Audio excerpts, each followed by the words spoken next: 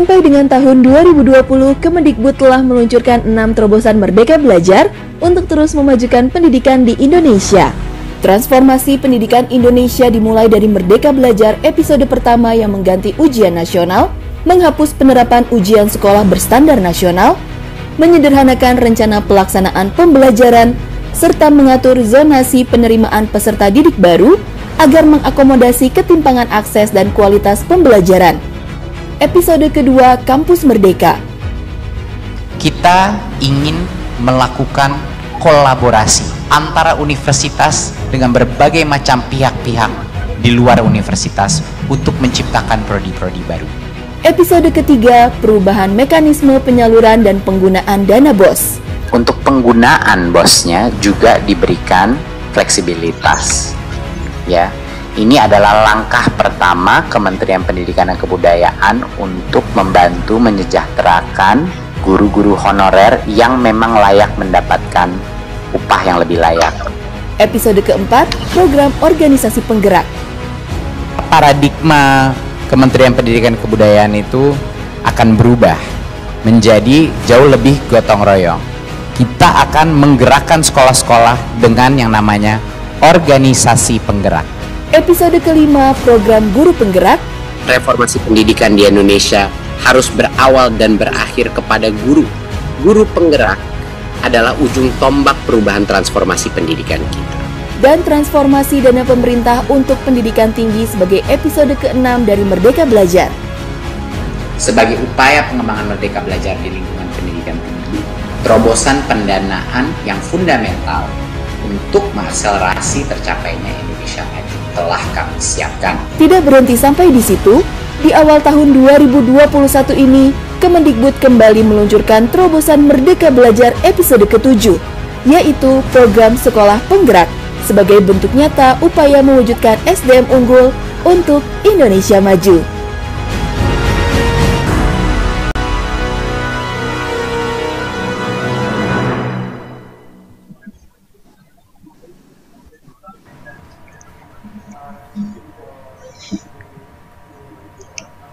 Assalamualaikum warahmatullahi wabarakatuh. Selamat siang dan selamat datang kepada seluruh hadirin dalam acara Merdeka Belajar episode ke-7 program Sekolah Penggerak.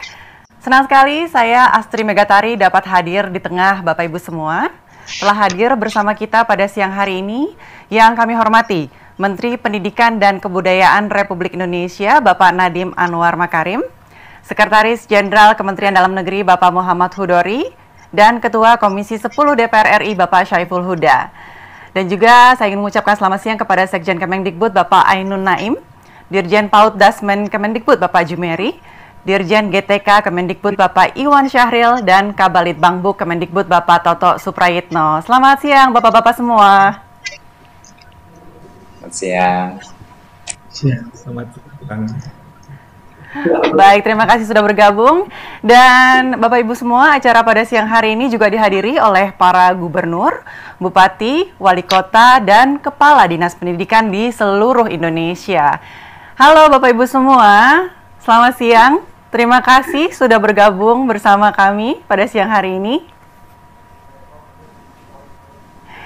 Iya, dan tak lupa saya juga ingin mengucapkan selamat siang kepada seluruh tamu undangan dan para hadirin sekalian. Semoga kita semua selalu berada dalam lindungan Tuhan Yang Maha Esa. Iya, Bapak dan Ibu sekalian, seperti kita ketahui, saat ini kita masih bersama-sama berjuang melawan pandemi COVID-19. Namun, pandemi ini tidak menjadi penghalang dan menghentikan langkah kita untuk terus memajukan pendidikan di Indonesia. Para pendidik tetap berjuang bersama untuk memberikan yang terbaik untuk para peserta didik. Dan pada siang hari ini kita akan menyaksikan peluncuran Merdeka Belajar episode ke-7 program Sekolah Penggerak yang nantinya dapat terus memberikan semangat kepada para pendidik dan peserta didik di Indonesia. Baik, tanpa berlama-lama kita akan mengetahui lebih dalam lagi tentang Merdeka Belajar episode ke-7 program Sekolah Penggerak. Untuk itu, saya ingin mengundang kepada yang terhormat Menteri Pendidikan dan Kebudayaan Bapak Nadiem Anwar Makarim untuk memberikan paparan. Selamat siang Pak Menteri. Selamat siang. Silakan Pak untuk memberikan paparannya. Terima kasih. Assalamualaikum warahmatullahi wabarakatuh. Pertama saya ucapkan terima kasih atas kesempatan untuk bisa meluncurkan Merdeka Belajar episode ke-7, program sekolah penggerak, suatu program yang sangat penting bagi di dalam hati semua pemimpin-pemimpin di dalam Kemendikbud.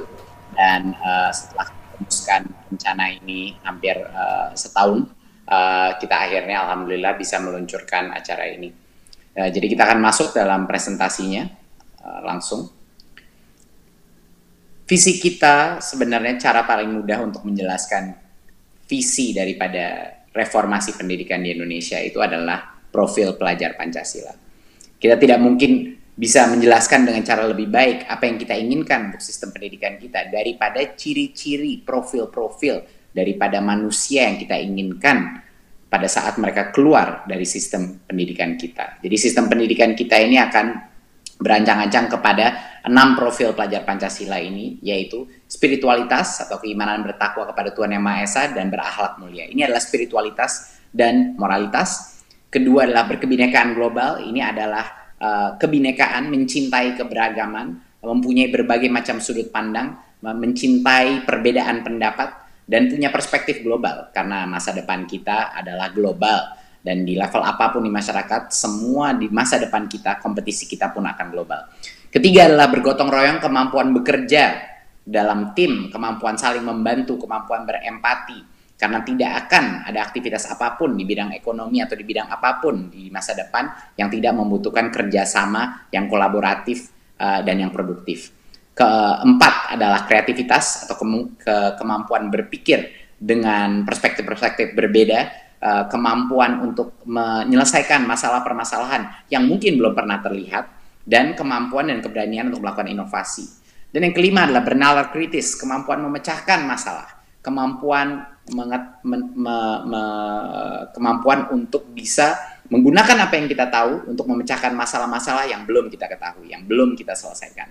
Ini adalah kemampuan bernalar kritis, kemampuan memproses informasi secara kritis, tidak dimakan saja itu informasi, tapi juga di-challenge, diproses, dan diciptakan untuk menyelesaikan masalah-masalah yang pragmatis dan masalah-masalah yang ada di dunia kita sebagai individu dan sebagai bangsa. Dan tentunya yang terakhir adalah kemandirian atau kemampuan untuk mendorong diri sendiri, kemampuan untuk membuat keputusan sendiri, dan kemampuan untuk menjadi pembelajar sepanjang hayat, continuous learning seumur hidupnya. Ini adalah goal kita. Kita tidak mungkin bisa mencapai profil pelajar Pancasila ini kalau kita tidak melakukan transformasi unit pendidikan kita. Inilah yang kita maksudkan dengan sekolah penggerak.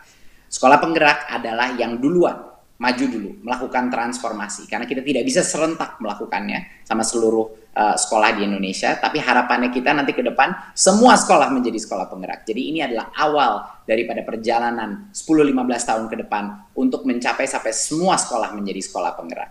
Ya, dan ini adalah transformasi yang holistik. Berikut. Ya, sekolah penggerak itu adalah katalis. Ya, sekolah penggerak adalah sekolah yang berfokus kepada pengembangan hasil belajar siswa secara holistik. Ini mungkin bagi banyak orang merasa ini sesuatu yang sangat jelas gitu, bahwa hasil belajar, berfokus kepada pengembangan hasil belajar itu harusnya menjadi tugas dari unit pendidikan. Tapi kenyataannya banyak sekali sekolah-sekolah kita belum melakukan transformasi paradigma ini. Lebih banyak sekolah kita yang mengikuti administrasi pendidikan atau berbagai macam proses pendidikan, tapi tidak berfokus kepada output daripada pembelajarannya. Jadi ini yang kita harapkan dengan sekolah penggerak, melakukan transformasi. Ini bukan hanya di Indonesia, semua sekolah-sekolah di dunia banyak sekali yang sedang melalui transformasi terhadap output pembelajaran yang lebih esensial dan fundamental. Dan diawali terpenting dengan SDM yang unggul. Ini tidak ada substitusinya. Semua transformasi pendidikan ujung-ujungnya adalah kualitas guru dan kualitas kepemimpinan sekolah, yaitu kepala sekolah dan guru-gurunya. Nah, tetapi intervensi yang harus dilakukan itu secara holistik terhadap masing-masing sekolah. Kalau cuma satu elemen darinya tidak akan berhasil. Harus semuanya secara serentak kita melakukan, makanya kita ada program sekolah penggerak. Dan di akhir daripada program ini, kita ingin hasil belajar yang di atas rata-rata, di atas level yang diharapkan. Numerasi, literasi, dan berbagai macam hal yang kita lihat harus meningkat di atas rata-rata. Kita ingin lingkungan belajar yang aman, nyaman bagi siswa-siswi kita, inklusif dan menyenangkan. Ini menyenangkan mungkin yang paling penting ini.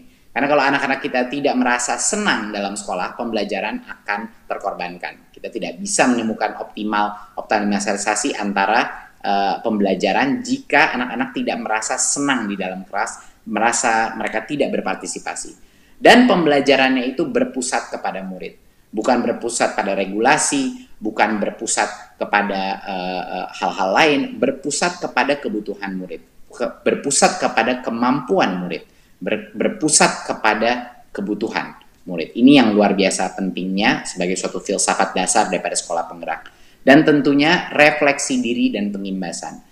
Perencanaan dan iterasi yang dilakukan guru-guru dengan kepala sekolahnya adalah basis daripada transformasi perubahan pembelajaran.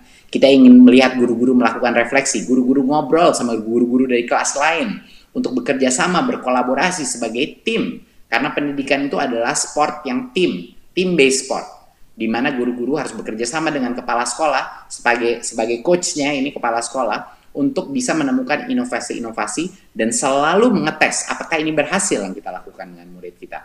Mengetes dengan assessment di dalam kelas, mengetes dengan berbagai macam survei, dan dengan proses yang kolaboratif. Jadi refleksi diri ini menjadi tema yang sangat kuat dalam sekolah penggerak. Berikut. Nah, program sekolah penggerak adalah penyempurnaan program transformasi sekolah yang sebelum-sebelumnya. Tetapi sangat beda dari program sekolah. Apa beberapa perbedaannya dari yang sebelumnya? Ini adalah program kolaborasi antara Kemendikbud dan pemerintah daerah. Jadi ini kolaborasi di antara pemerintah pusat dan pemerintah daerah ini menjadi salah satu kunci utama. Kedua, intervensi ini dilakukan secara holistik. Ini bukan hanya intervensi misalnya dari sisi kurikulum atau proses belajar, bukan hanya intervensi pelatihan guru aja, bukan dari intervensi kita menyerang literasi saja, bukan hanya intervensi kita berikan mungkin laptop atau barang-barang digital, bukan. Ini adalah satu program paket yang holistik, mulai dari SDM, proses pembelajaran, perencanaan belajar, penggunaan teknologi, dan juga pendampingan pemerintah daerah. Jadi benar-benar semua variabel ini dikeroyok untuk melakukan transformasi budaya sekolah ini. Ketiga, apa bedanya adalah ini ruang lingkup yang mencakup seluruh kondisi sekolah. Jadi kita tidak, ini sangat penting, ini kita tidak memilih sekolah-sekolah unggulan, bukan. Karena sukses dari program ini bukan bahwa secara absolut sekolah ini menjadi yang terbaik, bukan. Kunci daripada program ini adalah perubahan atau delta dari perubahan yang terlihat nanti dari numerasi, literasi, budaya proses belajar, dan lain-lain, mengikuti kriteria-kriteria yang sangat mirip dengan asesmen nasional kita, ya. Tapi kita ingin melihat perubahan, kemajuan ke tahap yang berikutnya. Jadi kita akan memilih berbagai macam jenis sekolah yang dalam fase-fasenya tersendiri. Nanti akan saya jelaskan. Jadi ini bukan sekolah unggul, ya, bukan sekolah unggul. Ini adalah sekolah di mana kita akan melakukan transformasi dari level apapun sekolah itu awalnya. Dan pendampingan ini bukan pendampingan jangka pendek, 3 bulan, 6 bulan, habis itu dilepas, bukan. Ini adalah pendampingan yang melekat dengan sekolah ini selama 3 tahun ajaran. Nah, ini adalah waktu minimum bagi kami menurut research di dunia. Ini adalah waktu minimum untuk benar-benar bisa merubah budaya pembelajaran di dalam sekolah tersebut. Dan program ini terintegrasi dengan ekosistem.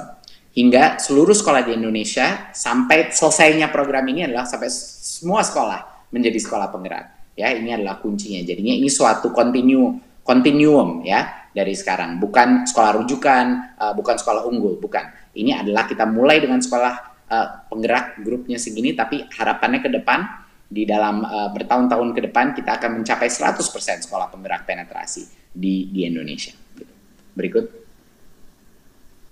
Jadinya ini yang tadi saya jelaskan adalah sekolah penggerak ini tujuannya mengakselerasi sekolah maju dari satu tahap ke tahap berikutnya. Ya, tahap berikutnya. Di sini kita mengidentifikasi ada 4 tahap.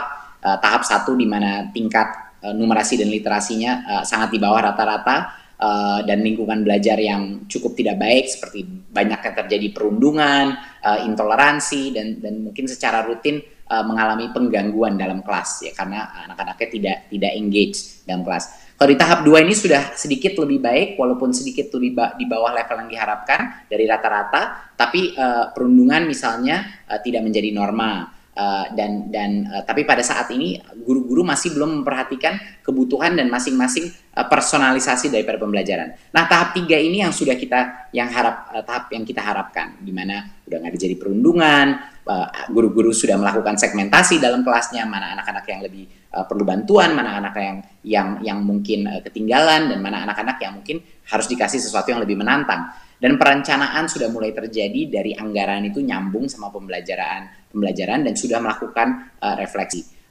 Tapi baru awal melakukan proses refleksi, kolaborasi, dan peer mentoring di dalam kelasnya. Tahap 4 ini adalah yang ideal, ini yang kita inginkan. Di mana numerasi dan literasi sekolah ini sudah di atas rata-rata. Sekolah ini menyenangkan bagi siswa karena siswa dalam setiap kelasnya mengalami perasaan bahwa dia itu didengarkan dan perasaan bahwa dia itu berpartisipasi dalam pendidikan dia. Jadi bukan hanya diberikan informasi, tapi dia juga menjadi kontributor daripada pembelajaran dia, dan dia punya suatu kemerdekaan untuk berkontribusi dalam pendidikan dia. Ini adalah sekolah yang berpusat kepada murid, dan perencanaan program itu sudah nyambung secara seamless dengan penganggarannya, dan refleksi guru dan perbaikan pembelajaran itu terus terjadi secara konsisten di dalam kelas. Ya, di dalam kelas, antara kelas, bahkan antara sekolah pun sudah mulai terjadi. Biasa di tahap 4 ini dia sudah mempunyai suatu community, suatu komunitas daripada sekolah-sekolah lain di mana mereka berinteraksi. Dan guru dan kepala sekolahnya melakukan pengimbasan secara berkala yang intensif juga. Jadi ini adalah harapan kita mencapai tahap 4 ini untuk semua sekolah, tapi kita akan memilih sekolah-sekolah yang mulainya di tahap 1. Kita akan memilih sekolah-sekolah mulai di tahap 2 dan tahap 3. Jadi sekali lagi, ini bukan sekolah unggul atau sekolah rujukan, kita tidak akan melakukan itu, karena yang terpenting buat kita adalah deltanya, perubahannya yang terjadi. Jadi kita sebenarnya ingin sekolah-sekolah penggerak yang mungkin mulainya dari tahap yang lebih rendah, agar untuk bisa melihat perubahan yang substansial. Berikut. Jadi, seperti yang saya bilang tadi, ini bukan sekolah unggulan. Sekali lagi, kita tidak akan mengubah input sama sekali. Jadi, bukan kita pilih sekolah di mana sosioekonominya lebih tinggi, tiba-tiba. Enggak. Kita akan memilih suatu range daripada sekolah-sekolah di mana tingkat level ekonomi siswanya itu sangat variatif. Ya, sangat variatif. Jadi, kita bukannya mengubah input. Karena kalau kita mengubah input, itu namanya bukan program transformasi. Itu kita menggunakan ya memang anak-anak yang punya tingkat literasi lebih tinggi yang masuk dalam sekolah itu. Jadinya kita tidak akan mengubah misalnya input anak yang masuk ke dalam sekolah itu atau apa, itu harus kita kontrol sebagai suatu variabel, sama seperti PBDB yang sudah ada sekarang. Jadi tidak boleh ada pemilihan siswa yang berbeda dari normal gitu. Dan ini adalah bukan suatu perubahan yang kita lakukan, misalnya kita memberikan sarana prasarana yang super canggih, semuanya yang bagus, bukan. Fokusnya ini bukan pada sarana fisik sebenarnya. Fokus daripada perubahan sekolah penggerak itu adalah perubahan proses pembelajaran. Perubahan proses bagaimana caranya murid-murid dan guru berinteraksi, perubahan proses gimana cara guru dan guru berinteraksi, perubahan proses gimana cara kepala sekolah dan para guru berinteraksi, dan bagaimana mereka berinteraksi juga dengan orang tua.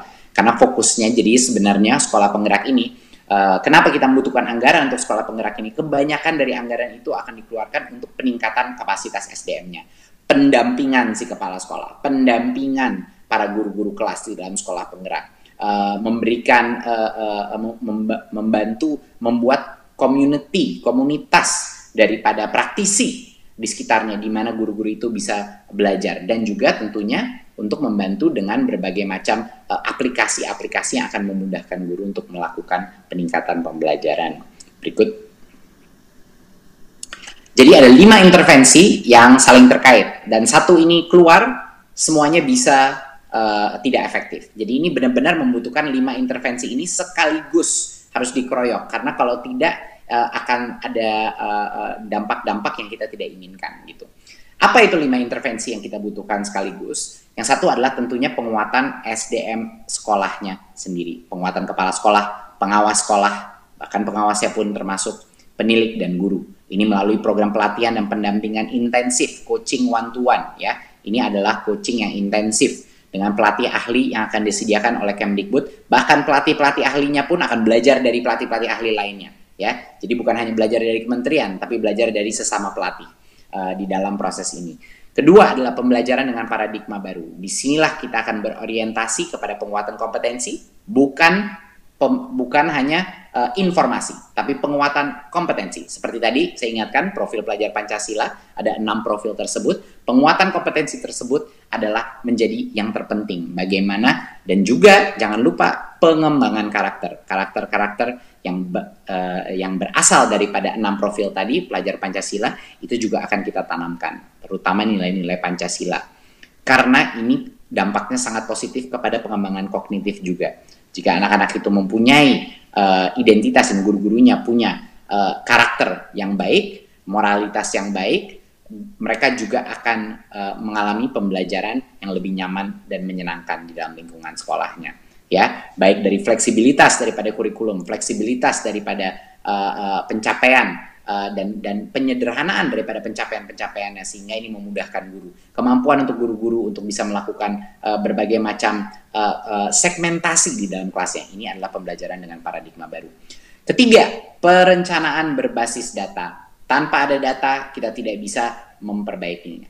Apa data yang dibutuhkan sekolah? Adalah berbagai macam jenis assessment yang bisa diberikan guru kepada anak-anaknya secara berkala untuk terus bereksperimentasi dan mengetahui apa yang saya lakukan itu berhasil nggak dari sisi pembelajaran murid saya. Jadi seperti seorang ilmuwan, sama saja guru itu seperti ilmuwan. Dia menggunakan suatu strategi dan dia harus melihat apakah strategi itu berhasil atau tidak berhasil dalam melakukan proses pembelajaran yang baru. Nah, inilah perencanaan berbasis data yang ingin kita jadikan budaya di dalam sekolah-sekolah ini dan didukung dengan teknologi tentunya. Dan digitalisasi sekolah adalah infrastruktur yang menjadi prioritas, di mana kita akan menyediakan, bukan hanya menyediakan laptop dan proyektor dan lain-lain, itu juga itu bagian dari strategi untuk semua sekolah kita.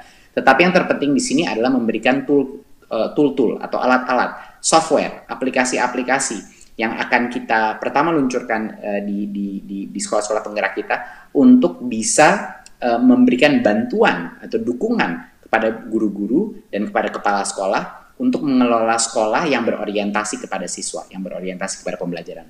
Dan yang terakhir, intervensi terakhir adalah pendampingan konsultatif dan asimetris dengan pemerintah daerah.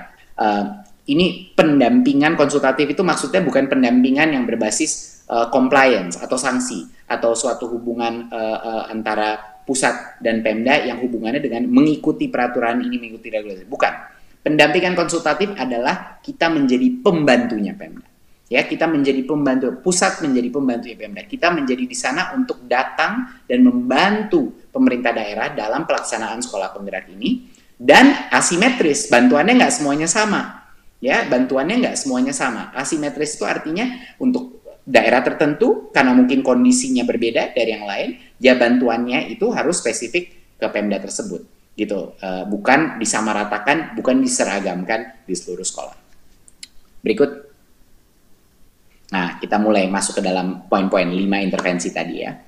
Yang pertama adalah tadi yang saya bilang persis, konsultatif dan asimetris. Ya, Kemendikbud melalui UPT-UPT di masing-masing provinsi memberikan pendampingan kepada Pemda provinsi dan kabupaten dalam perencanaan program sekolah penggerak. Ya, jadi kelibatannya ini sangat intensif dan asimetris. Tidak semua, tidak one size fits all, tidak seragam jenis bantuannya di masing-masing daerah. Ini penting sekali. Ini penting sekali untuk diyakini bahwa filsafat hubungan antara pemerintah pusat dan daerah ini harus berubah, di mana kita menjadi pendamping dan membantu mereka dalam melaksanakan transformasi pendidikan tersebut. Bukan hanya mengecek hasilnya, bukan hanya memberikan anggaran saja, lalu meminta hasilnya, tapi juga mendukung dan membantu cara melakukan perubahan tersebut. Berikut, penguatan SDM sekolah. Ini adalah core daripada program sekolah penggerak. Jadi hampir semua anggaran dan usaha daripada pemerintah pusat ini akan berasal dari penguatan SDM ini. Ini yang mayoritas daripada waktu dan intensitas ini ada di sini. Pelatihan untuk kepala sekolah, pengawas dan penilik, kita melakukan implementasi pembelajaran kompetensi holistik ya bagi semua pemimpin-pemimpin pendidikan dan para guru-gurunya. Dan pelatihan kepemimpinan belajar yang spesifik khusus untuk kepemimpinan bagi kepala sekolah, pengawas dan penilik ya. Dan guru ini akan kita latih oleh in-house training. Jadinya pelatihannya sangat berbeda mungkin dari pelatihan-pelatihan yang sebelumnya. Apa perbedaannya? Kita bukan hanya melatih, dikumpulkan lalu dilatih, tapi pelatihan itu terjadi pada saat mengajar, pada saat melakukan aktivitas di dalam sekolah. Jadi pelatihan itu sangat fokus kepada clinical training. Clinical training itu adalah training yang dilakukan dalam proses pembelajaran. Ya, seperti dokter itu kalau kita mau mengajar menjadi dokter, dia harus melakukan clinical training dengan di rumah sakit pendidikan misalnya. Jadi fokus daripada pendidikan kita bagaimana perubahnya ini kepada transformasi sekolah adalah pelatihan tersebut harus terjadi di dalam lingkungan yang real, lingkungan sekolah dengan murid-murid. Disitulah yang akan terjadi benar-benar efektivitasnya akan teruji daripada pelatihan tersebut. Bukan hanya seminar-seminar saja, bukan hanya webinar-webinar saja. Dan pendampingan untuk kepala sekolah ini lebih intensif lagi, ya, pelatihan in-house itu yang saya maksudkan, clinical training in-house, lokakarya tingkat kabupaten kota juga kita pergunakan, menggunakan konsep komunitas belajar atau praktisi. Jadinya bukan belajar dari ahli-ahli kita aja, tapi ini saling-saling sekolah antara sekolah penggerak dan guru-guru sekolah penggerak, antara kepala sekolah penggerak juga akan saling melakukan interaksi. Karena salah satu cara paling efektif untuk guru dan kepala sekolah untuk melakukan perubahan adalah untuk belajar dari guru dan kepala sekolah lainnya yang sedang melalui transformasi tersebut. Disitulah akan terjadi suatu ekosistem pelatihan yang jauh lebih efektif. Ujung-ujungnya, visi daripada peningkatan mutu guru dan kepala sekolah di Indonesia harus ada di guru dan kepala sekolah sendiri.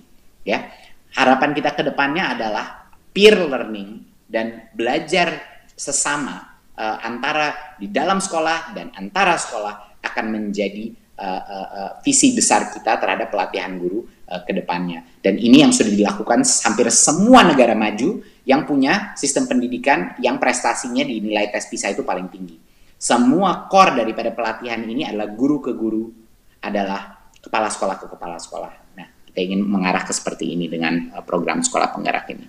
Dan tentunya implementasi teknologi, di mana kita akan bukan hanya memperkenalkan teknologi, tapi menunjukkan berbagai macam aplikasi yang akan membantu seperti platform guru, ini profil untuk meningkatkan pengembangan kompetensi guru secara mandiri, ya, bagaimana mereka bisa melakukan pelatihan diri secara efektif, lalu mereka akan mengetesnya dengan coach-coach mereka, dan platform guru dari sisi pembelajaran juga, di mana ini akan membantu anak-anak, membantu guru-gurunya dalam kelasnya mengetahui anak-anak saya sudah di level mana dan apa yang tepat untuk anak-anak saya, atau ada grup-grup dalam kelas saya yang mungkin berbeda kompetensinya. Ini adalah platform assessment dan platform pembelajaran buat guru-guru yang kami desain.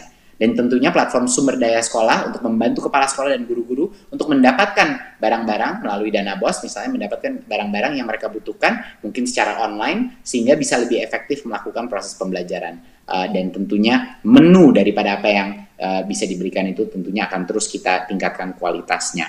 Dan tentunya platform lapor pendidikan, di mana kita akan mendapatkan skor dari seluruh sekolah secara holistik yang bisa digunakan guru-guru dan kepala sekolah untuk melakukan perbaikan. Ini yang dimaksudkan dengan data atau evidence-based transformasi, bahwa tanpa ada data, kita tidak tahu kita mau mengarah kemana, gitu.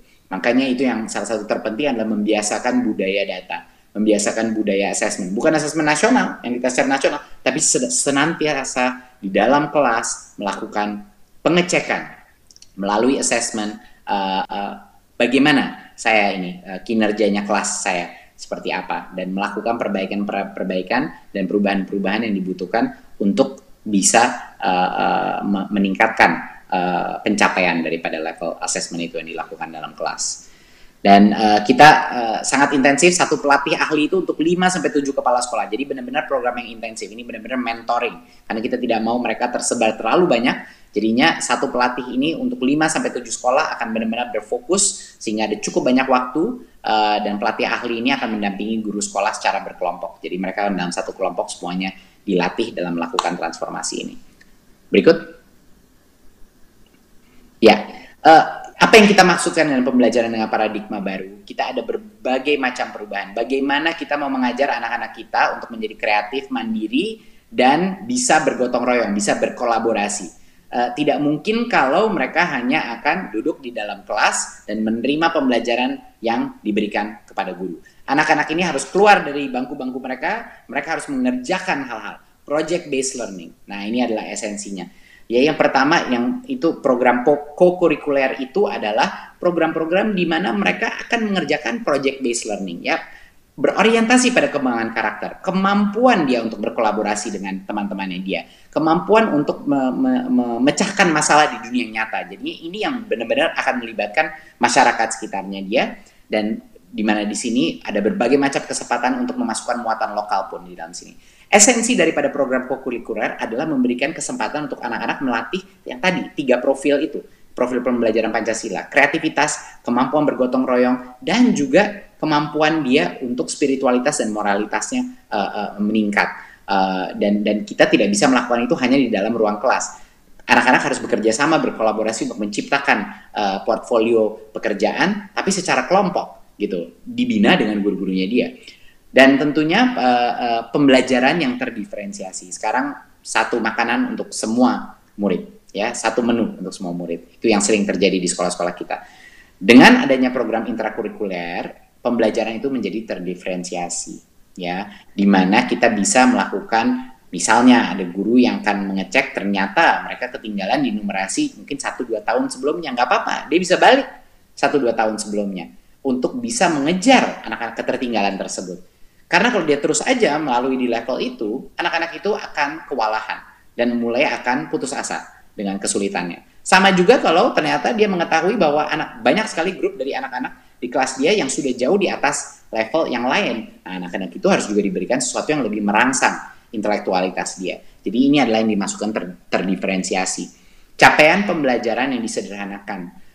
Kita sering sekali mendengar juga banyak sekali guru-guru yang suka bingung melihat apa sebenarnya standar pencapaian yang dibutuhkan mengikuti kurikulum kita. Jadi ini yang penyederhanaan kurikulum, penyederhanaan standar pencapaian itu akan menjadi fokus di dalam sekolah-sekolah penggerak ini. Dan siswa memiliki cukup waktu untuk mendalami konsep dan menguatkan kompetensi. Bukannya kejar tayang, semuanya harus diselesaikan, tapi fokus kepada yang esensial dan diberikan cukup waktu untuk mendalami. Dan juga jangan lupa memberikan guru cukup waktu untuk bisa melakukan refleksi. Bukan semua waktunya habis untuk mengajar, waktunya penuh waktu untuk berkolaborasi dan mendapatkan mentoring daripada guru-guru lainnya untuk memecahkan masalah-masalah, mendiskusikan dengan guru-guru dari kelas lain, bagaimana menghandle anak-anak yang ketinggalan, memberikan cukup waktu untuk guru. Dan guru leluasa untuk memilih perangkat ajar yang sesuai kebutuhan. Berikut. Perencanaan berbasis data seperti yang saya bilang tadi, kita ada laporan potret kondisi mutu pendidikan dengan berbagai macam rekomendasi yang sudah secara digital disistemize. Ini memberikan bahan-bahan untuk melakukan refleksi diri. Refleksi itu menjadi perencanaan yang baru, lalu perencanaan itu akan dibimbing oleh pendamping-pendamping kita untuk dilakukan di dalam ruang kelas, lalu balik lagi, kita melihat lagi hasil pembelajarannya. Ini adalah cycle perencanaan berbasis data.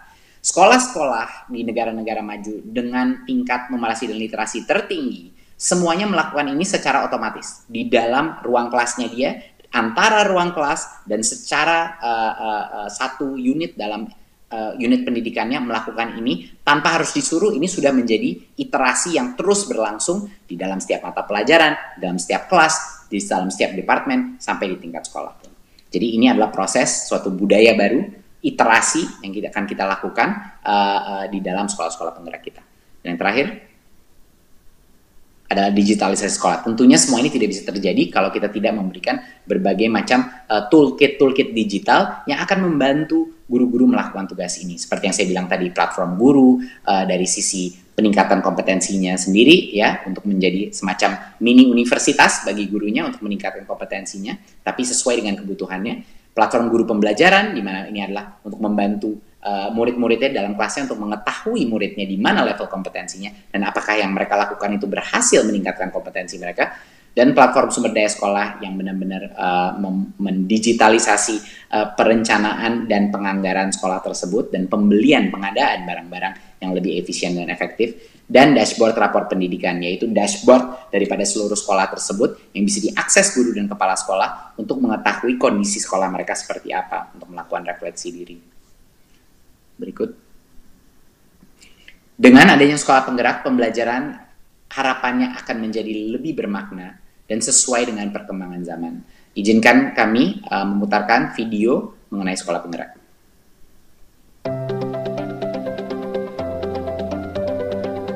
Untuk mewujudkan Indonesia maju melalui terciptanya pelajar Pancasila, program Sekolah Penggerak menghadirkan pembelajaran yang lebih bermakna sesuai dengan perkembangan zaman.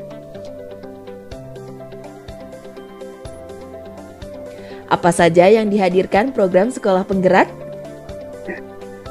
Pertama, guru akan mengajar berdasarkan tingkat kemampuan para siswa serta memanfaatkan teknologi dalam pembelajarannya. Guru dapat melakukan penilaian untuk mengetahui kesiapan belajar dan perkembangan kompetensi siswa. Hasil penilaian akan digunakan sebagai dasar pengajaran yang disesuaikan dengan tingkat kemampuan para siswa. Kedua, pembelajaran yang dilakukan berpusat pada pengembangan karakter dan kompetensi yang holistik.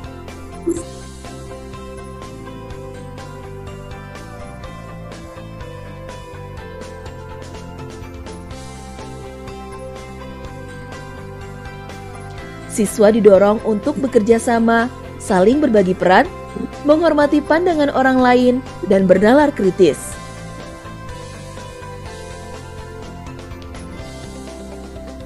Ketiga, pembelajaran lintas mata pelajaran berbasis proyek yang dilakukan di dalam dan atau di luar kelas untuk menguatkan pencapaian profil pelajar Pancasila dan meningkatkan kemampuan siswa dalam memecahkan suatu masalah berdasarkan pengalaman nyata dan untuk membentuk generasi muda yang memiliki profil pelajar Pancasila yang utuh.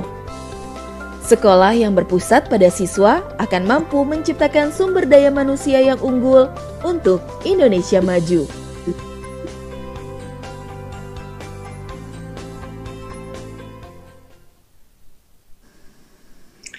Jadi program Sekolah Penggerak ini akan mempercepat peningkatan mutu pendidikan di daerah. Sekolah-sekolah penggerak ini harapannya ke depannya akan menjadi klinik-klinik bagi sekolah-sekolah di sekitarnya untuk datang dan melakukan mentoring dan peer learning dengan guru-guru lainnya. Karena seperti yang kita tahu, transformasi di semua daerah itu sangat penting adanya tempat-tempat berkonsultasi dan mendapatkan pembelajaran dengan budayanya masing-masing. Di dalam desanya masing-masing, di dalam kecamatannya masing-masing, sehingga mereka itu lebih terinspirasi untuk melakukan perubahan. Jadi efek multiplier-nya ini adalah sekolah penggerak ini akan nanti bisa mementor sekolah-sekolah di sekitarnya dia untuk meningkatkan kemampuannya, dan nanti juga akan diberikan resource atau sumber daya untuk bisa membantu sekolah-sekolah di sekitarnya.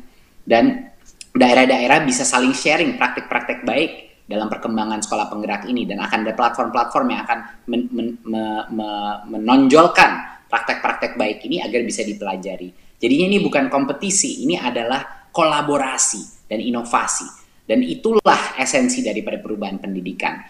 Bukannya suatu esensi yang berdatang dari persaingan antara sekolah, bukan, tapi adalah yang sebenarnya yang membedakan sistem-sistem pendidikan paling maju di dunia adalah kemampuan berkolaborasi, kemampuan berinovasi dan berkolaborasi antara sekolah, antara guru, antara kepala sekolah. Dan ini adalah fokus daripada program Sekolah Penggerak kita.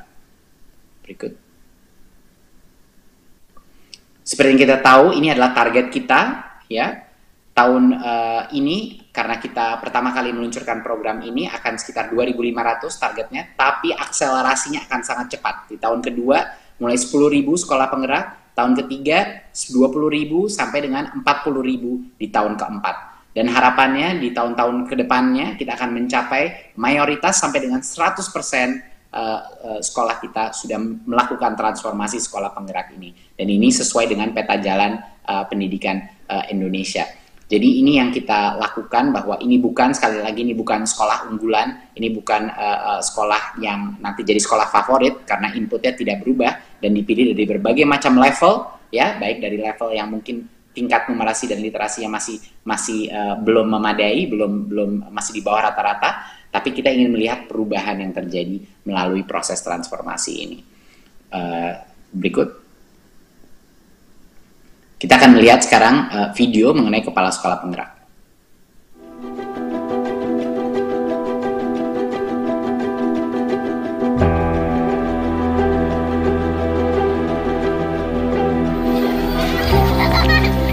Saya tahu masa depan mereka ada di tangan para guru dan saya sebagai kepala sekolah. Selama ini saya sudah berusaha untuk selalu membuka hati dan pikiran untuk mengembangkan kemampuan guru, karena saya tahu semua guru memiliki potensi yang luar biasa. Itulah tugas saya sebagai kepala sekolah untuk menciptakan tim yang hebat demi masa depan para siswa. Namun saya sadar, perjuangan ini tidaklah mudah. Banyak hal yang perlu diperbaiki bersama. Administrasi yang membebani guru, guru yang kurang kreatif dan inovatif, kurang beragamnya sumber bahan pelajaran, dan kurangnya dukungan dari berbagai pihak.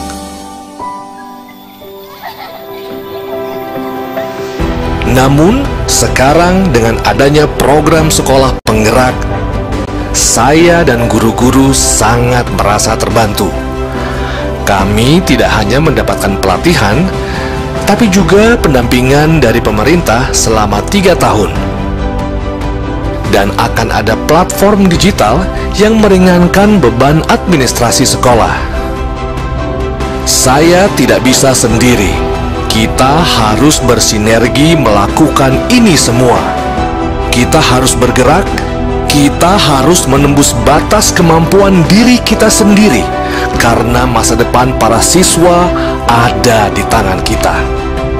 Mari, para kepala sekolah, ikuti program sekolah penggerak untuk Indonesia yang lebih maju.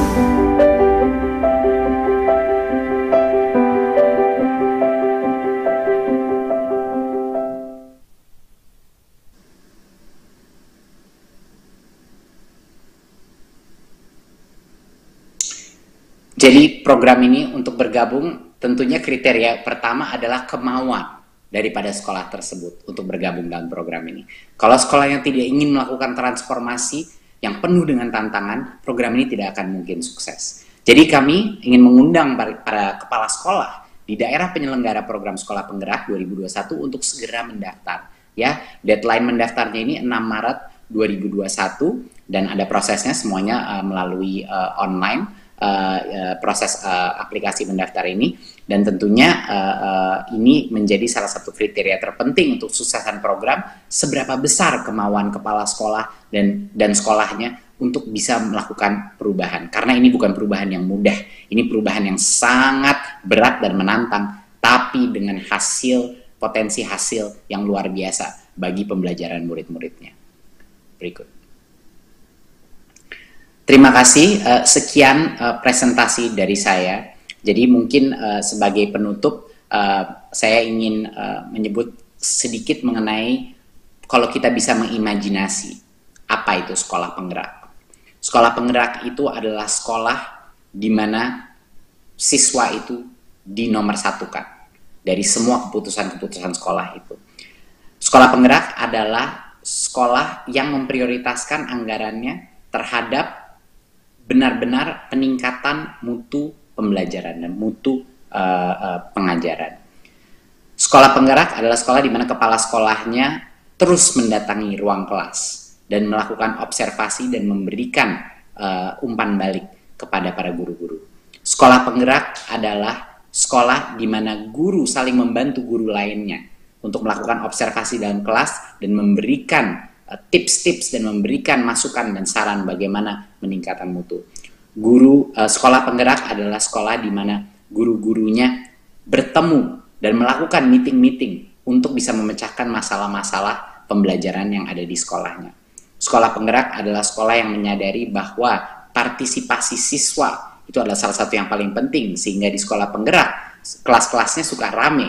Rame kenapa? Rame karena siswa-siswa banyak yang menanya, banyak yang berpartisipasi di dalam pembelajarannya, melakukan presentasi. Dan juga sekolah penggerak adalah sekolah di mana banyak anak-anaknya keluar dari ruang kelas untuk mengerjakan proyek-proyek based learning bersama dengan murid-muridnya yang lain, dipandu oleh guru-gurunya. Sekolah yang penggerak percaya bahwa setiap anak di dalam sekolah dia bisa sukses, punya potensi sukses. Sekolah penggerak adalah juga sekolah di mana semua guru dan kepala sekolah merasa bahwa setiap guru punya potensi untuk sukses.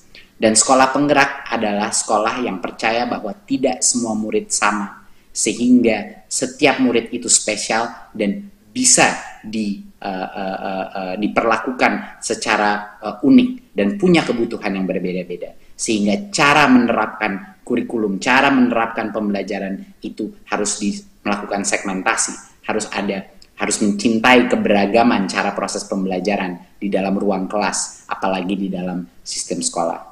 Ujung-ujungnya, sekolah penggerak adalah sekolah di mana murid-murid secara kognitif dan karakter dimerdekakan untuk mencapai visi profil pelajar Pancasila untuk peningkatan SDM Indonesia.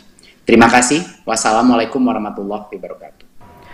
Waalaikumsalam warahmatullahi wabarakatuh. Terima kasih kepada Bapak Menteri atas paparannya mengenai program Sekolah Penggerak.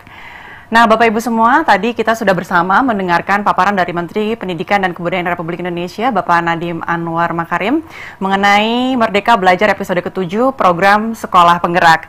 Dan selanjutnya kita akan bersama menyimak paparan dari Sekretaris Jenderal Kementerian Dalam Negeri, Bapak Muhammad Hudori. Selamat siang, Bapak Hudori. Selamat siang, Mbak Astri. Iya. Selamat siang Pak, senang sekali dapat bergabung bersama kami. Silakan Pak Hudori, langsung dengan paparannya. Baik, bismillahirrahmanirrahim. Assalamualaikum warahmatullahi wabarakatuh. Terima kasih Mbak Astri. Yang kami hormati Mas Menteri Pendidikan dan Kebudayaan. Yang kami hormati Ketua Komisi 10 DPR RI, Bapak Saiful Huda, Pak Sekjen Kemendikbud, ini sahabat kami Prof. Ainun Nahim, kemudian Pak Dirjen Pendidikan Anak Usia Dini, Pendidikan Dasar dan Pendidikan Menengah, Pak Jumeri, kemudian yang kami hormati Dirjen Guru dan Tenaga Pendidikan, saya kira Bapak Iwan Sahril juga hadir, dan yang saya hormati Kepala Badan Penelitian dan Pengembangan dan Pembukuan Bapak Totok Suprayitno, yang saya hormati juga sahabat-sahabat kami, para gubernur, bupati, dan wali kota di seluruh Indonesia, hadirin yang berbahagia. Izinkan Mas Menteri, kami hanya menyampaikan 4 slide saja, karena secara tuntas saya kira tadi sudah dibahas secara panjang lebar oleh Bapak Menteri. Yang pertama ingin saya sampaikan, dalam rangka keberlanjutan program Sekolah Penggerak, untuk mencapai outcome, bagaimana tadi saya sampaikan adalah meningkatkan kualitas pendidikan pembelajaran, ini yang berindikasi kepada capaian kompetensi minimal para peserta didik. Saya kira tadi Pak Mas Menteri sudah menyampaikan Kemendikbud dan Pemda ini menjadi kunci utama gitu. Saya kira tolong diikuti slide saya ya di awal. Nah, komitmen ini saya kira dibutuhkan. Yang pertama ada 4 hal. Yang pertama adalah Pemda segera memahami konsep program sekolah penggerak secara menyeluruh. Mana? Slide saya mana? Oh, di sini. Slide-nya tolong ditampilkan saya kira. Kemudian yang kedua, membuat kebijakan daerah sebagai tindak lanjut untuk mendukung program sekolah penggerak. Dan tentu saja ini mempodomani yang kita sebut dengan norma standar prosedur kriteria, ini yang ditetapkan oleh Kemendikbud. Dan yang ketiga, dalam rangka integrasi dalam perencanaan atau yang kita kenal dengan rencana kerja pembangunan daerah RKPD dan rencana kerja perangkat daerah, ini yang melekat di Dinas Pendidikan dan Penganggaran atau yang dikenal dengan APBD, dinas terkait ini segera memetakan kebutuhan untuk dukungan pelaksanaan program yang saya kira tentu saja ini juga Mas Menteri dan Pak Sekjen sudah ada Kemendagri-nya, yaitu yang awalnya Kemendagri 90, kemudian ada perubahan sedikit menjadi Kemendagri nomor 503708 tahun 2010, yaitu tentang hasil verifikasi dan validasi pemutakhiran kodifikasi dan nomenklatur perencanaan dan keuangan. Saya kira norma ini sudah diatur dalam Permendagri 90, di mana daerah dalam konteks ini harus sesegera mungkin, yaitu merencanakan dan menganggarkan sebagaimana saya sampaikan tadi yang tertuang dalam Permendagri 90 2018 saya kira. Itu yang ketiga. Kemudian yang keempat, yang perlu menjadi komitmen saya kira dari kepala daerah, tidak merotasi kepala sekolah, guru dan SDM lainnya selama minimal 4 tahun khusus untuk sekolah negeri. Ini saya kira terutama tadi di sekolah yang menjadi di sekolah penggerak. Itu poin pertama. Kemudian yang kedua perlu kami sampaikan juga yaitu tentang pembinaan dan pengawasan di masing-masing level pemerintahan. Sebagaimana kita ketahui, ada PP nomor 12 2017 yaitu tentang pembinaan dan pengawasan penyelenggaraan pemerintahan. Saya ingin sampaikan dalam konteks ini ada 4 hal yang digarisbawahi. Yang pertama, pemerintah dalam hal ini Kemendagri atau selaku pembina umum dan Kemendikbud terkait selaku pembina teknis ini melakukan pembinaan dan pengawasan terhadap penyelenggaraan program sekolah penggerak. Saya kira ini perlu disampaikan atau perlu dicermati oleh para gubernur, bupati dan wali kota, gitu ya, gitu.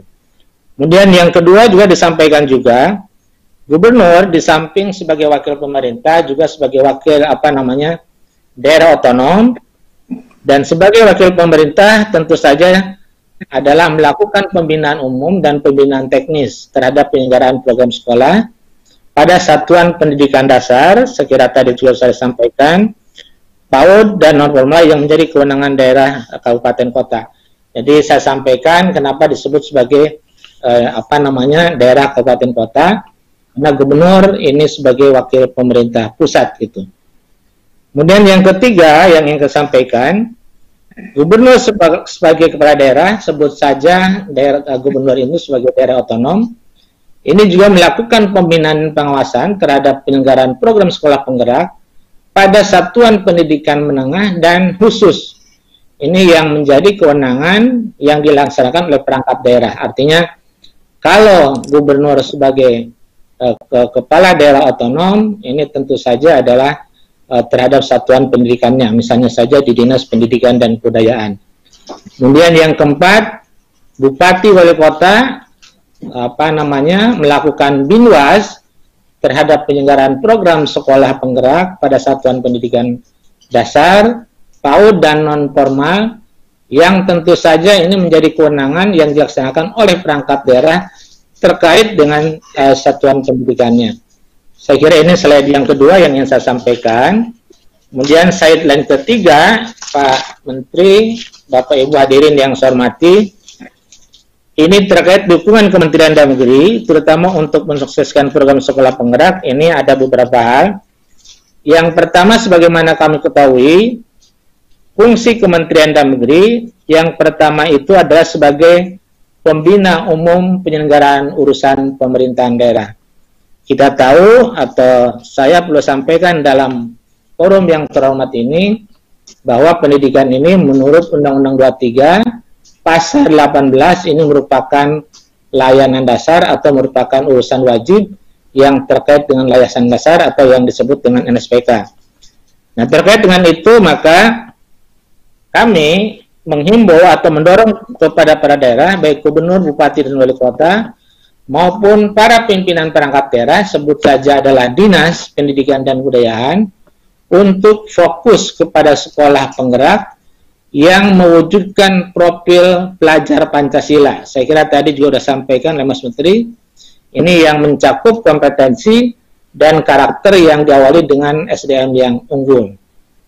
Kemudian yang kedua, koordinator penyelenggara urusan secara nasional, yaitu memastikan perlu adanya sinkronisasi. Ini saya kira perlu antara pusat dan daerah, baik dari aspek perencanaan, implementasi kebijakan, dan pengendalian serta evaluasi pelaksanaan sekolah penggerak.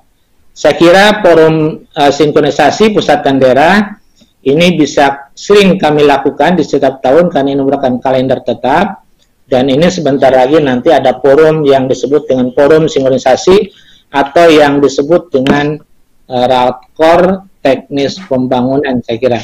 Disitulah peran sinkronisasi antara pusat dan daerah, ada duduk pusat, kemudian ada Bappenas, ada Dikbud, kemudian ada teman-teman daerah. Ini saya kira penting juga. Kemudian yang ketiga, ini adalah pembinaan anggaran pemerintah daerah. Jadi sekali lagi kami mendorong kepala daerah untuk menyiapkan dukungan APBD, makanya tadi kami mengawali dengan yang disebut dengan RKPD, kemudian ada yang disebut dengan juga penganggaran, dan diawali tentu yaitu melakukan sinkronisasi pusat dan daerah atau yang dikenal dengan Kortek. Saya kira kenapa kita lakukan Kortek, nanti supaya ketahuan siapa berbuat apa, pusat berbuat apa, kemudian provinsi berbuat apa, kemudian kabupaten kota berbuat apa. Kemudian yang terkait dengan fungsi harmonisasi adalah sekali lagi mendorong kepala daerah untuk dapat saling bersinergi dan dapat mendukung Kementerian dan Kebudayaan dalam mensukseskan program penggerak sekolah. Tadi saya kira Mas Menteri di awal menyampaikan, ya artinya ini komitmen bersama antara Kemendikbud dengan pemerintah daerah, baik provinsi maupun kabupaten kota. Terakhir kami yang ingin sampaikan, karena waktunya sedikit, adalah penekanan terutama. Yang pertama, Gubernur diminta untuk dapat melakukan pengendalian dan tidak merotasi pendidik dan tenaga pendidikan yang telah memiliki kemampuan dalam melaksanakan yang disebut dengan program sekolah penggerak. Itu yang utama. Kemudian kedua, dalam rangka mewujudkan tercapainya tujuan penyelenggaraan program sekolah penggerak dan menjamin berjalannya secara efisien dan efektif sesuai dengan NSPK. Saya kira ini NSPK nanti yang menyusun adalah Kementerian Pendidikan dan Kebudayaan. Ini juga diperlukan pembinaan dan pengawasan di masing-masing level pemerintahan, sebut saja mungkin di pusat, provinsi, dan kabupaten kota. Ini tentu saja nanti mengacu kepada PP 12 tahun 2017 tentang Binwas Penyelenggaraan Pemerintah Daerah. Kemudian yang ketiga yang tidak kalah penting, yang perlu kami sampaikan adalah untuk memperkuat koordinasi antara Kementerian Dalam Negeri sebagai pembina umum dan Kemendikbud sebagai pembina teknis. Saya kira dalam beberapa waktu yang lalu ini perlu diusulkan juga semacam MOU, yaitu dalam penyelenggaraan program sekolah, penggerak ke sekolah, sebagaimana yang disampaikan dalam rapat koordinasi secara virtual pada tanggal 29 Desember 2020. Kemudian yang keempat, pelaksanaan program penggerak di daerah ini saya kira perlu disinergikan.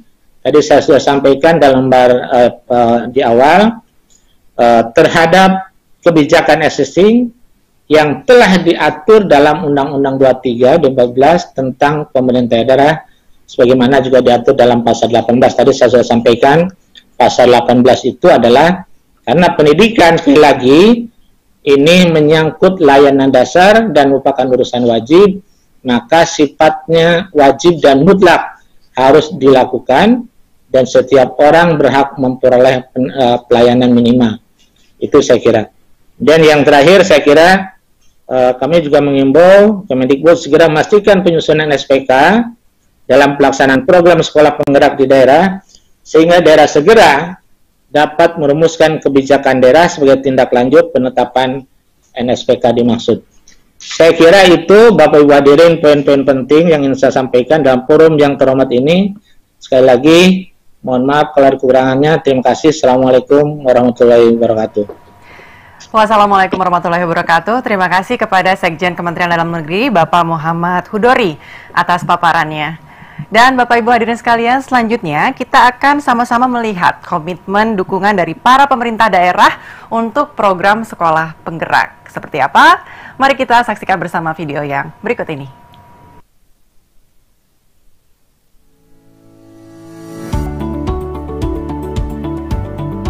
Pemerintah Provinsi Kepulauan Bangka Belitung sangat mendukung Kementerian Pendidikan dan Kebudayaan Republik Indonesia menjalankan program sekolah penggerak. Semoga dengan adanya sekolah penggerak akan membantu Provinsi Kepulauan Bangka Belitung untuk mempercepat pemerataan mutu pendidikan, baik dari sisi sarana prasarana sekolah, kualitas kepala sekolah dan para guru yang mengajar, serta tenaga pendidik lainnya. Saya Murad Ismail, Gubernur Maluku, mendukung sepenuhnya pelaksanaan program sekolah penggerak oleh Kementerian Pendidikan dan Kebudayaan Republik Indonesia. Saya Gubernur Sulawesi Selatan tentu sangat mendukung program sekolah penggerak ini yang digagas oleh Kementerian Pendidikan, dan ini akan meningkatkan kualitas anak didik kita, terutama mulai dari pendidikan usia dini sampai pada tingkat SMA. Saya Haji Ali Mazi, Sarjana Hukum, Gubernur Sulawesi Tenggara, mendukung program sekolah penggerak untuk mengakselerasi sekolah-sekolah bergerak 1, 2 tahap lebih maju dalam waktu 3 tahun. Program sekolah penggerak bertujuan menciptakan sekolah yang berfokus pada pengembangan hasil belajar siswa secara holistik dengan mewujudkan profil pelajar Pancasila dengan fokus kepada kompetensi kognitif atau literasi dan numerasi serta non-kognitif atau karakter yang diawali dengan peningkatan kapasitas guru, kepala sekolah dan pengawas. Pemerintah Kabupaten Rotendao mendukung seluruh kegiatan yang berkaitan dengan sekolah penggerak. Kami berharap melalui kegiatan yang dilakukan sekolah penggerak di Kabupaten Rotendao, maka kualitas sumber daya manusia di Kabupaten Rotendao semakin meningkat. Kami tentu sangat berharap program ini akan dapat berjalan lancar di Kabupaten Kuburaya, dan insya Allah saya bersama seluruh jajaran Dinas Pendidikan akan berkomitmen untuk memperkuat juga dukungan anggaran, serta dalam kebijakan mutasi kita akan tetap mengawal agar tidak terjadi mutasi pada kepala sekolah dan guru yang ditunjuk sebagai sekolah penggerak di Kabupaten Kuburaya, demi untuk kelancaran sampai program ini dapat terus dilaksanakan. Saya, Ibrahim Misbahat, Bupati Kapuas, menyatakan mendukung pelaksanaan program sekolah penggerak dan bersedia untuk memenuhi persyaratan yang ditentukan. Dan ini Kabupaten Bogor mendukung program sekolah penggerak yang ada di Satuan Pendidikan dengan harapan terciptanya sumber daya manusia baik sebagai pendidik dan kependidikan hingga siswa yang berkualitas serta berkarakter. Saya Sri Sumarni, Bupati Gerobogan, menyambut gembira atas penerapan Kabupaten Gerobogan sebagai sasaran program sekolah penggerak. Saya Wali Kota Probolinggo, Habib Hadi Zainal Abidin, siap mendukung program sekolah penggerak di Kota Probolinggo. Ke depan, percepatan peningkatan mutu sumber daya manusia, mutu pembelajaran, dan hasil pembelajaran akan terus ditingkatkan dengan melaksanakan program sekolah penggerak. Kami menyadari bahwasanya apa yang diprogramkan oleh kementerian ini tentu akan menghadirkan generasi emas untuk masa akan datang, dan sekaligus juga akan menghadirkan putra-putri kita yang memiliki jiwa dan semangat Pancasila. Saya Ben-Hur Tomimano, Wali Kota Jayapura, Provinsi Papua, memberikan apresiasi terhadap kebijakan Kementerian Pendidikan dan Kebudayaan Republik Indonesia melalui program sekolah penggerak.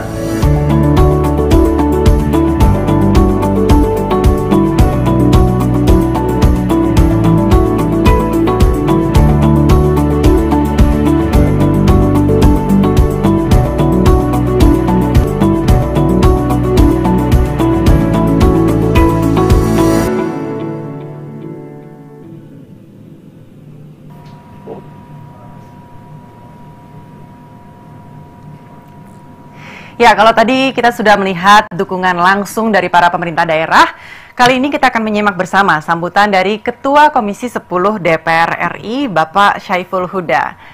Selamat siang, Pak Syaiful. Selamat siang, Mbak.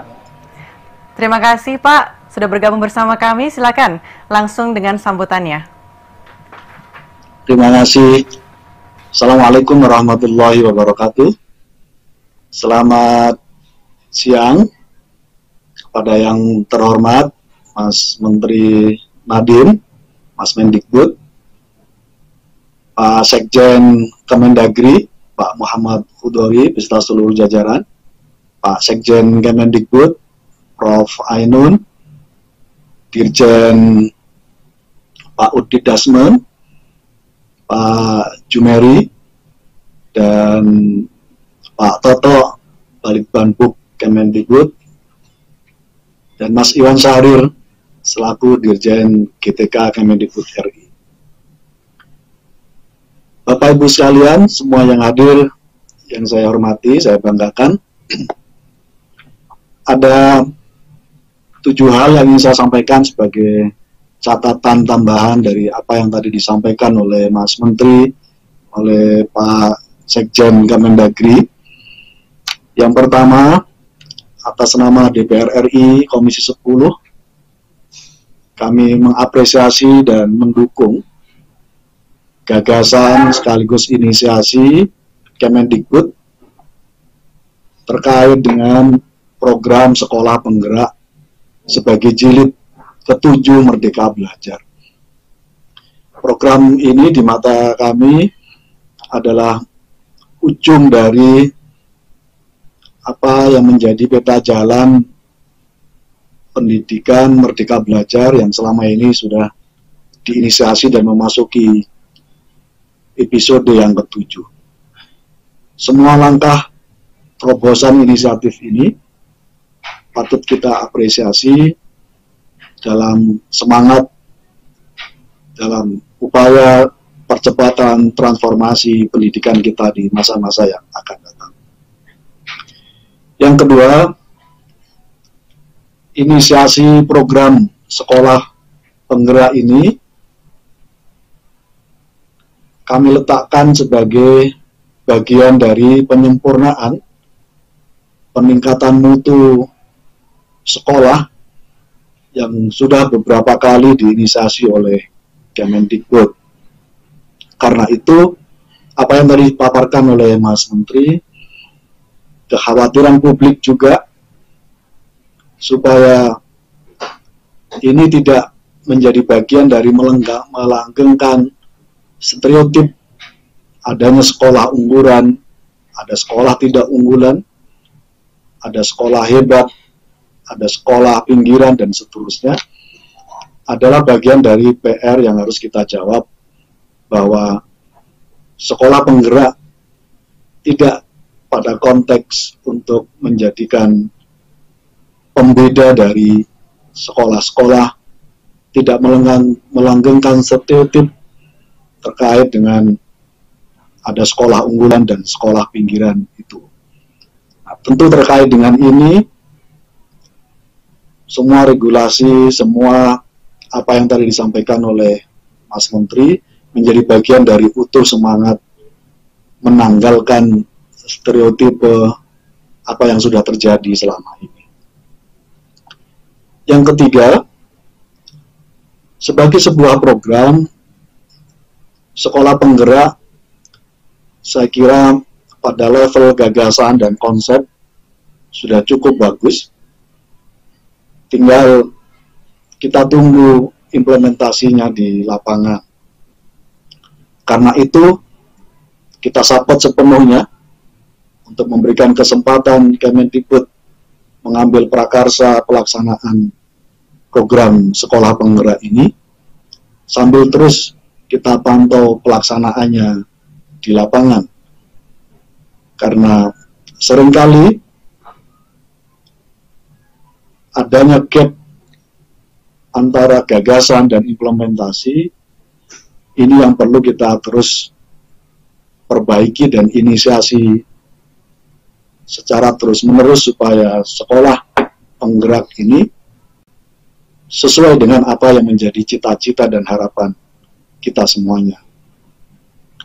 Catatan kami yang keempat adalah menyangkut soal pentingnya aspek sosialisasi yang sifatnya direct atau langsung melibatkan seluruh stakeholder, baik guru dan kepala sekolah yang ada di lingkungannya masing-masing.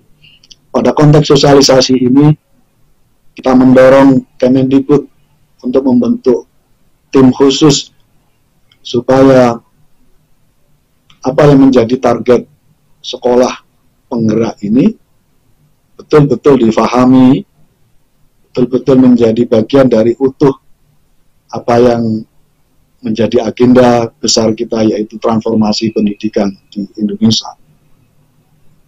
Bapak Ibu sekalian yang saya hormati, catatan kami yang kelima adalah menyangkut soal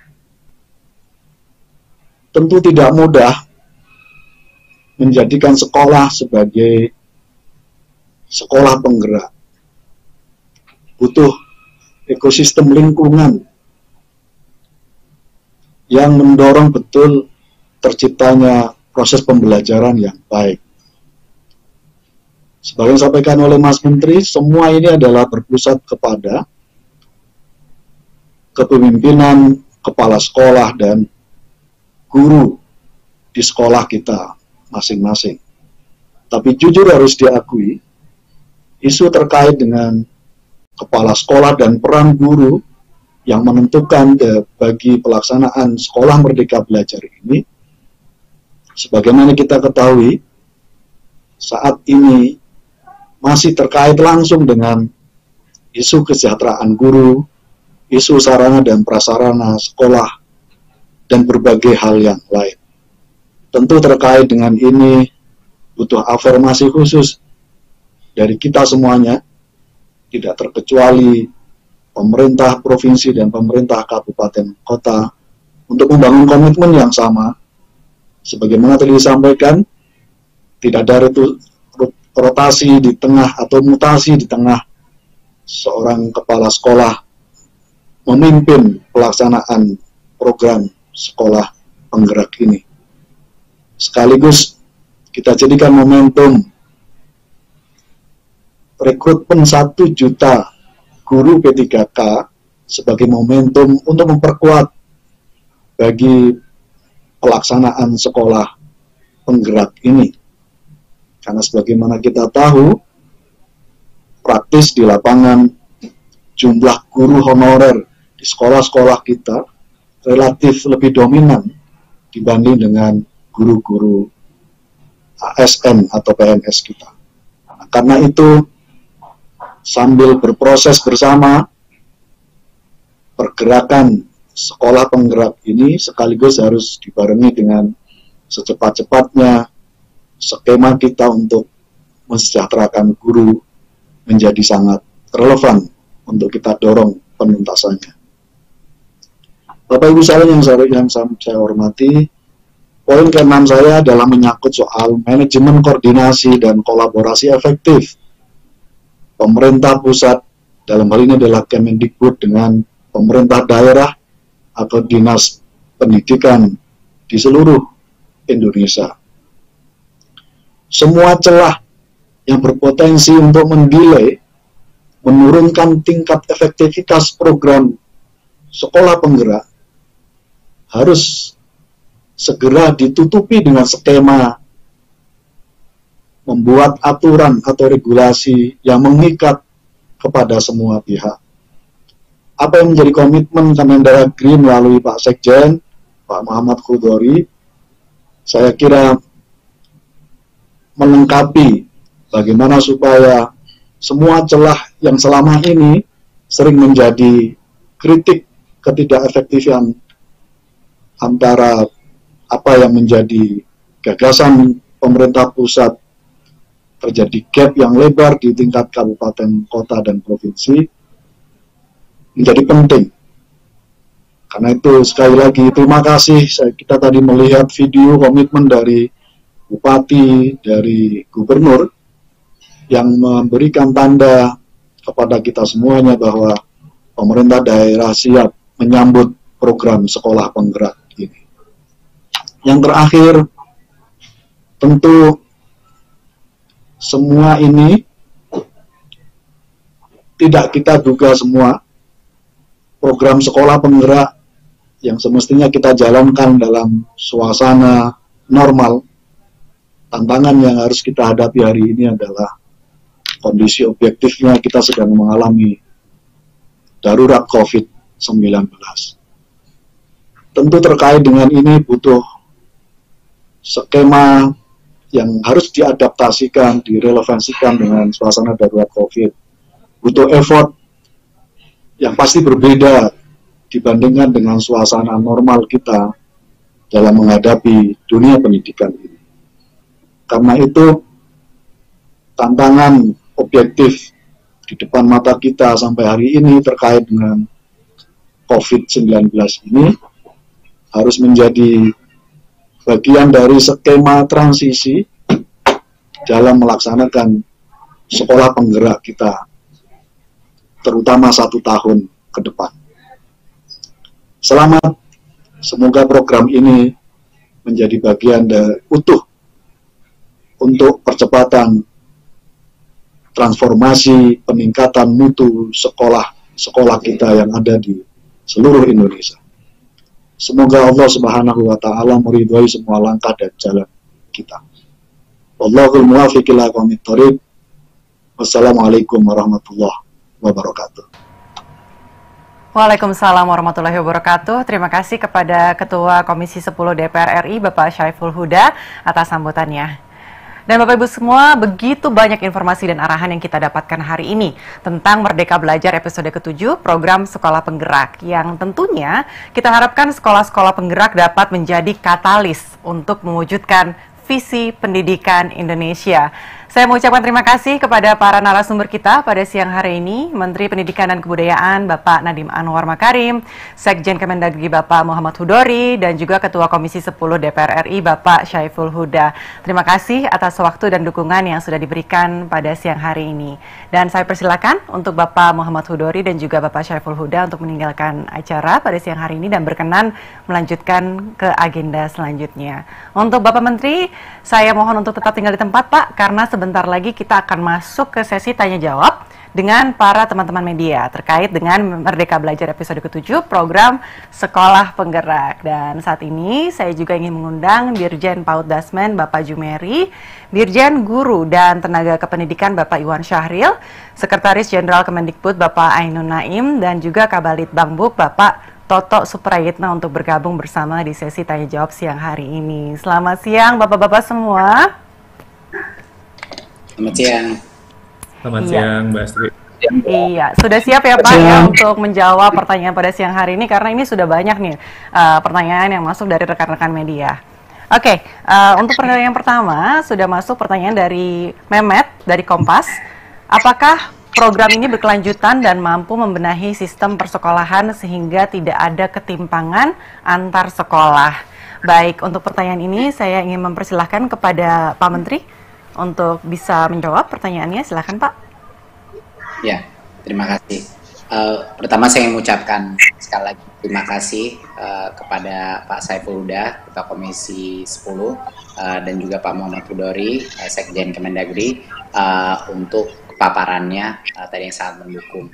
Dan saya juga ingin berterima kasih kepada semua kepala daerah yang telah memberikan testimoni dan juga yang hadir pada rapat ini. Apakah program ini berkelanjutan dan mampu membenahi sistem? Alasan kenapa program ini dilakukan sebagai suatu program 3 tahun intensif pendampingan adalah agar program ini punya dampak permanen. Satu-satunya cara untuk menjaga ketimpangan antara sekolah itu bukan dengan fasilitas. Bukan hanya memberikan misalnya ruang kelas yang bagus, peralatan yang bagus, itu tidak akan meningkatkan kualitas pembelajaran secara sendiri. Yang terpenting adalah pendampingan proses pembelajaran dan peningkatan kompetensi guru dan kepala sekolahnya dalam melaksanakan fungsi pembelajaran.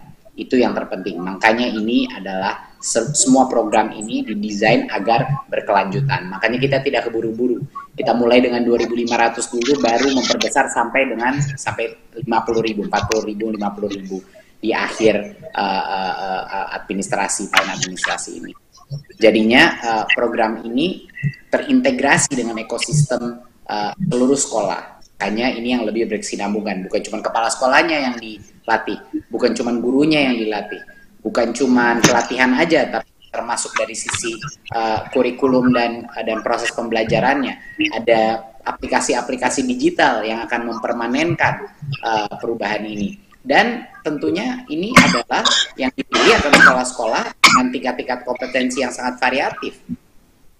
Dan karena inilah efek multiplier dari masing-masing sekolah ini kan akan terdistribusi di banyak sekali kabupaten kota.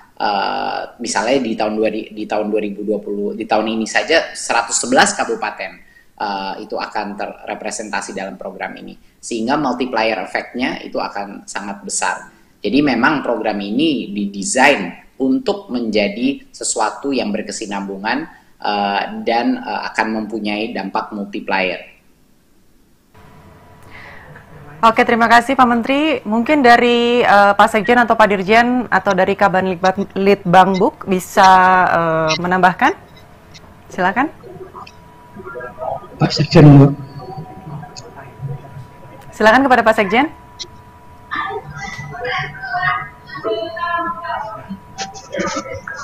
Cukup berat, saya nggak ada tambahan. Baik. Baik Pak, terima kasih. Oke, selanjutnya kita akan beralih ke pertanyaan dari Dian Warastuti, Harian Waspada.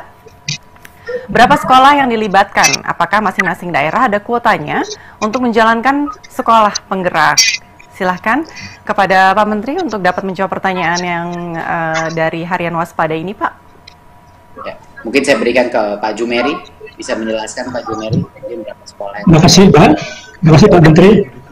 Jadi ke depan semua kabupaten kota mendapat kesempatan menjadi kabupaten kota sekolah penggerak. Nah, tahun ini kami menetapkan 34 provinsi di Indonesia dan 111 kabupaten kota. Nah, ada kuota setiap daerah nanti berapa PAUD-nya, kemudian berapa sekolah SD-nya, SMP-nya, SMA, SLB, dan Dikmasnya yang kita tetapkan. Jadi secara bertahap, mulai tahun ini ada 111 kabupaten kota, tahun depan kira-kira lebih dari 2 kali lipatnya. Nah, harapannya sampai 4 tahun ke depan, seluruh sekolah di Indonesia, seluruh kabupaten kota sudah menjadi kabupaten kota penggerak, dan semua menjadi sekolah penggerak. Itu, terima kasih.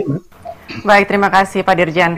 Dan selanjutnya kita akan melihat pertanyaan dari Ahmad Mutiul Alim dari jurnas.com.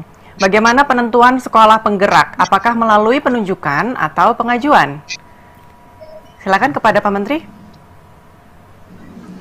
Mungkin saya kembalikan lagi ke Pak Jumeri detail penunjukannya. Jadi 111 kabupaten kota yang kita tunjuk dan 34 provinsi, yang provinsi itu otomatis.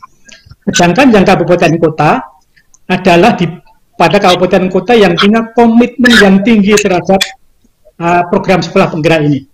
Ditandai dengan kehadirannya pada saat sosialisasi, kemudian melamar menjadi kabupaten kota penggerak. Kemudian kami juga menilai dari komitmen pemerintah daerah untuk bisa mendukung sekolah penggerak ini, karena sekolah penggerak tidak bisa dilaksanakan oleh Kemendikbud sendiri, tetapi harus kolaborasi yang kuat antara pemerintah daerah dan pemerintah pusat.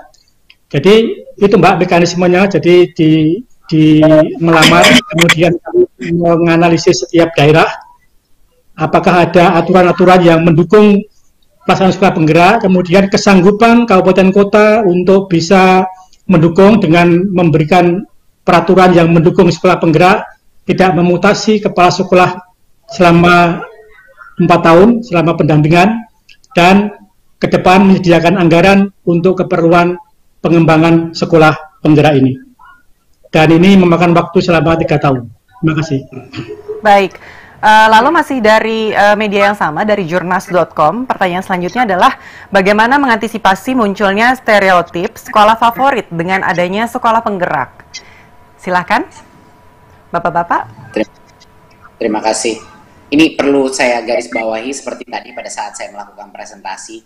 Program sekolah penggerak ini bukan sekolah unggulan, karena targetnya adalah 100% daripada sekolah di Indonesia akan menjadi sekolah penggerak. Berarti ini adalah transformasi secara holistik terhadap seluruh sistem pendidikan. Bukannya akan selalu ada grup tersendiri namanya sekolah penggerak. Harapannya semua sekolah melalui program ini, tapi tentunya harus bergilir karena kita harus memastikan kualitas di masing-masing tahap. Dan inilah kenapa seperti yang buat kita tidak memilih sekolah-sekolah yang sudah unggul, malah kita memilih sekolah-sekolah dengan berbagai macam tahap. Tadi kan ada presentasi tahap 1, 2, 3, 4. Kita akan memilih sekolah dari berbagai macam tahap. Ada yang dari tahap 1 mulainya, dari tahap 2 dan selanjutnya. Jadinya kita benar-benar dari sisi geografi sangat variatif dan juga dari sisi awal mereka bergabung dalam program ini juga akan ada diversifikasi gitu. Jadinya ini bukannya kita memilih sekolah-sekolah yang memang sudah unggul, kita memilih sekolah yang punya minat dan kemauan untuk melakukan transformasi seperti yang Pak Jumeri tadi bilang. Karena ini luar biasa tantangannya bagi kepala sekolah dan juga bagi para Pemda. Minat dan kemauan Pemda dan para kepala sekolah untuk berpartisipasi itu adalah kunci daripada kesuksesan program ini. Jadi kami akan benar-benar secara hati-hati memilih berdasarkan keminatan dan kemauan masing-masing kepala sekolah ini untuk melakukan transformasi. Dan ini juga bukan hanya di sekolah negeri tapi juga di sekolah swasta. Jadinya bagi yang mengira ini hanya melakukan program sekolah penggerak di sekolah negeri, itu tidak benar. Ini ada sekolah negeri dan sekolah swasta dengan kondisi yang sangat beragam. Dan harapannya yang kita ukur nanti dari kesuksesan itu adalah seberapa jauh mereka berkembang dari posisi awal mereka. Oke, baik, terima kasih Pak. Dan ini terakhir ada pertanyaan satu lagi dari Rini Suryati, Kedaulatan Rakyat. Apakah ada anggaran khusus untuk program sekolah penggerak ini? Silakan Pak. Ya, dari Pak Sekjen. Ya, terima kasih Mas Menteri, Bapak Ibu yang saya hormati. Jadi seperti disaksikan tadi, program sekolah penggerak ini kan merupakan kolaborasi antara Kementerian Pendidikan dan Kebudayaan dengan pemerintah daerah. Nah, kita saksikan bersama komitmen pemerintah daerah dan juga komitmen dari Kementerian Dalam Negeri dalam mendukung dan mengarahkan pemerintah daerah berkaitan dengan anggarannya. Sehingga anggaran untuk sekolah penggerak ini akan didukung baik oleh Kementerian Pendidikan dan Kebudayaan maupun pemerintah daerah, artinya oleh APBN dan juga oleh APBD. Nah, kemudian ada anggaran atau dukungan finansial melalui pos kinerja yang digunakan untuk membantu proses pembelajaran. Nah, besar anggaran daerah tentu disesuaikan dengan jumlah sekolah yang ada di daerah itu, juga jumlah kepala sekolah serta guru yang mengikuti program sekolah penggerak. Kemudian bagi pemerintah daerah atau bagi daerah yang telah memiliki perencanaan untuk program peningkatan mutu di tahun 2021 dapat diintegrasikan untuk program sekolah penggerak. Kemudian bagi yang belum dapat menganggarkan untuk periode 2020. Dan selanjutnya tentu banyak keuntungan ya bagi pemerintah daerah atau bagi daerah untuk punya komitmen dengan program sekolah penggerak ini, yaitu tentu mutu hasil belajar dalam kurun waktu 3 tahun akan meningkat. Kemudian juga kompetensi kepala sekolah dan guru juga meningkat. Kemudian ada proses percepatan dalam digitalisasi sekolah yang akan membantu mereka bekerja. Dan juga sekolah atau sekolah-sekolah penggerak ini akan menjadi katalis perubahan bagi satuan pendidikan lainnya. Dan sekolah-sekolah itu juga akan semakin cepat mencapai profil pelajar Pancasila, dan ada pendampingan intensif bagi sekolah-sekolah yang ikut program sekolah. Demikian, terima kasih. Baik, terima kasih Pak Sekjen atas penjelasannya. Dan itu tadi pertanyaan terakhir. Tak terasa sesi tanya jawab kita pada siang hari ini telah berakhir. Luar biasa sekali antusiasme dari teman-teman media. Saya ucapkan terima kasih kepada para panelis, Mendikbud Bapak Nadiem Anwar Makarim, Sekjen Kemendikbud Bapak Ainun Naim, lalu juga Bapak Jumeri, Bapak Iwan Syahril, Bapak Toto Suprayitno. Terima kasih banyak, Pak. Terima kasih. Dan saya juga ingin mengucapkan terima kasih kepada para gubernur, bupati, wali kota, kepala dinas pendidikan, dan juga para tamu undangan, serta seluruh hadirin sekalian. Dengan berakhirnya sesi tanya jawab, berakhir pula acara kita pada siang hari ini. Semoga seluruh informasi yang kita terima bisa membangkitkan semangat kita untuk terus memajukan pendidikan di Indonesia. Akhir kata, saya Astri Megatari pamit undur diri. Wassalamualaikum warahmatullahi wabarakatuh. Waalaikumsalam.